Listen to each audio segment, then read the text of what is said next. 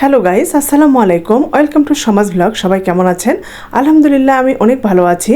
তো আজকে আমি ফাহিম আর ফাহিমের বাবা আমরা রাজশাহীতে যাচ্ছি।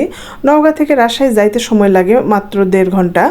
সকাল 8টায় আমরা রওনা দিয়েছি। তো প্রতি 6 মাস পর পর রাজশাহী যেতে হয়। কেন যেতে হয় এটা আরও কোনো একটা ভিডিওতে আপনাদের সঙ্গে শেয়ার করব। তো অনেক যাই, খুব আনন্দ মনে না, অনেক টেনশন নিয়ে যেতে হয়। তো এই যে আম দেখে বুঝতে পারছেন যে আমি রাজশাহীতে পৌঁছাই গেছি। অর্থাৎ আমরা রাজশাহীতে পৌঁছাই গেছি। আর অনেক কিছু দেখে ভালোই লাগছিল, কিন্তু এই যে কার অ্যাক্সিডেন্টটা দেখে মনটা খারাপ হয়ে গেল। সবারই উচিত আমাদের সাবধানে চলাফেরা করা। আর রাজশাহীতে যত টেনশন নিয়ে আসি না কেন, মন খারাপ নিয়ে আসি না কেন, মনটা ভালো হয়ে যায় এত স্নিগ্ধ সবুজ চারপাশ দেখে।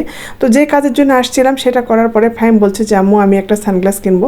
তো সানগ্লাসের দোকানে চলে আসছে। ও তো ওর বাবার মতো অনেকটা দোকান ঘুরে ঘুরে যেটা পছন্দ হবে সেটা নেবে। তারপরে চলে গেলাম শাহ মখদুম মাজারে।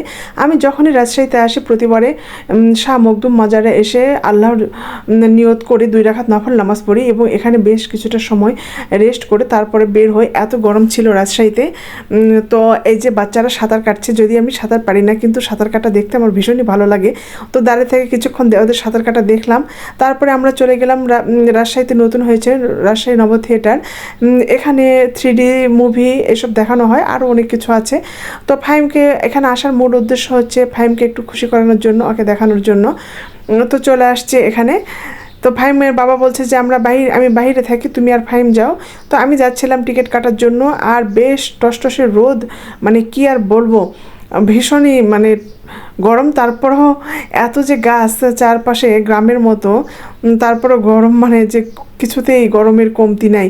তো ভিতরটা একটু আপনাদেরকে দেখাই, মানে ভিতর মানে গেটের ভিতরে চারপাশটা অনেক সুন্দর, ভালো লাগছে, মনটা অনেক খুশি খুশি। আর এই যে গাছ দেখলে তো মনটা ভীষণ খুশি হয়ে যায়। এই যে পানির ফোয়ারাটা এখনও চালু হয়নি, এটা চালু করলে অনেক ভালো লাগবে।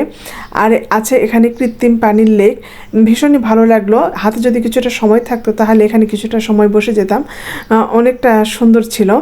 তো আমি আর ফাহিম এখন আমরা থিয়েটারের মধ্যে ঢুকে পড়ব। এখানে যারা কর্মরত তাদের ব্যবহারটা খুবই বাজে, ওনারা কথাই বলতে চান না কোনো কিছু জিজ্ঞেস করলে। তো ইচ্ছা হচ্ছিল কয়েকটা কথা শুনে দেই, কিন্তু ভাবলাম যে থাক, আজকে আর না বলি, এমনি মনটা খারাপ যে জন্য আসছি। তো এই যে আমরা আমি ভিতরে ঢুকে শুনি যে শো শুরু হতে এখনও 15 মিনিট দেরি আছে। তো আমরা একটু 15 মিনিট একটু ঘুরে ঘুরে দেখছিলাম। ফাহিমকে বলছি যে তুমি ক্যামেরাটা ধরো, আমি একটু ঘুরে ঘুরে দেখি। না, ও ক্যামেরা ধরবে না, যে আম্মু তুমি ক্যামেরা ধরো, আমি ঘুরি। তো এই যে আমরা এখন বসে পড়েছি মুভি দেখার জন্য। 5 থেকে 7 মিনিট দেখাবে, 80 টাকা করে টিকিট। আর এই যে আমি সানগ্লাস পরে চেয়ারের কালার আর বোরখার কালার এক হয়ে গেছে, পা দোলাচ্ছি। তো মুভি শুরু হয়ে গেছে। ভালো লাগছিল, কিন্তু এটা ছোটদের জন্য, ছোটরা ভীষণই খুশি হবে। বারবার আমি ফাহিমের মুখের দিকে তাকাচ্ছিলাম, দেখছিলাম যে সে খুবই এনজয় করছে।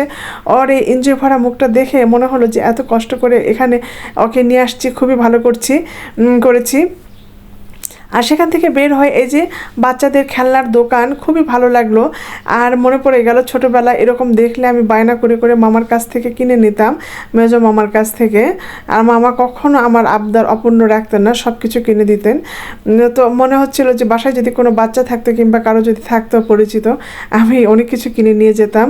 আর সারাদিন এত কিছু করে মানে এত ক্লান্ত, শরীর আর চলে না, ভীষণই টায়ার্ড। মনে হচ্ছে কোনো রকমে বাসে উঠতে পারলে হয়, গাটা এলিয়ে দিয়ে ঘুমে যাব।